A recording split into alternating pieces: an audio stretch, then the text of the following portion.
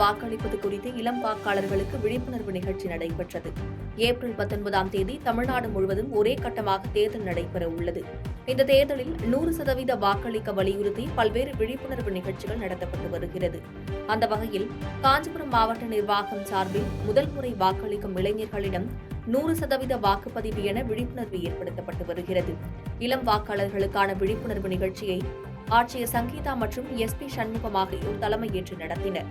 இதனைத் தொடர்ந்து நிகழ்ச்சியில் பேசிய எஸ்பி சண்முகம் மற்றும் பயிற்சி ஆட்சியர் சங்கீதா அனைவரும் வாக்குப்பதிவு செய்ய வேண்டும் எனவும் வாக்களிப்பது நமது கடமை எனவும் அறிவுறுத்தினர்.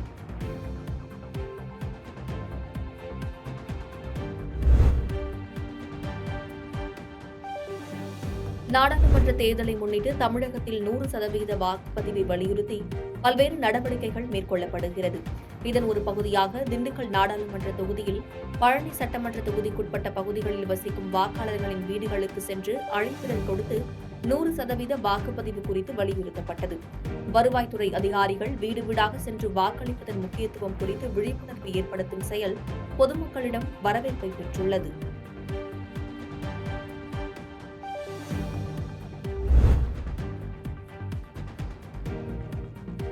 நெல்லை நாடாளுமன்ற தொகுதி அதிமுக வேட்பாளர் ஜான்சி ராணியை ஆதரித்து அம்பாசமுத்திரம் சட்டமன்ற உறுப்பினர் இசக்கே சுப்பையா தேர்தல் பரப்புரையாற்றினார். இந்த பிரச்சாரமானது கோபாலசமுத்திரம் பகுதியில் தொடங்கி மேலச்சேவல், வீரவநல்லூர், கல்லிடைக்குறிச்சி வரை நடைபெற்றது. இந்த பிரச்சாரத்தில் இரட்டை இலை சின்னத்திற்கு வாக்களிக்குமாறு கேட்டுக் கொண்டனர்.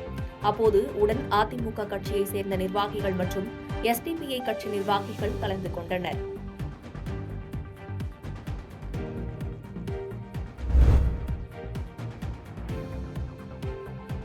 வரும் ஏப்ரல் 19ஆம் தேதி நடைபெறவுள்ள தேர்தலை முன்னிட்டு நெல்லை மாவட்டத்தில் தேர்தல் பணிகள் தீவிரமாக நடைபெற்று வருகிறது. அந்த வகையில் வாக்குச்சாவடிகளுக்கு செல்லும் வாக்கு இயந்திரங்கள் சுழற்சி முறையில் தேர்வு செய்யும் பணி இன்று மாவட்ட ஆட்சியர் கார்த்திகேயன் தலைமையில் அரசியல் கட்சியினர் முன்னிலையில் நடைபெற்றது.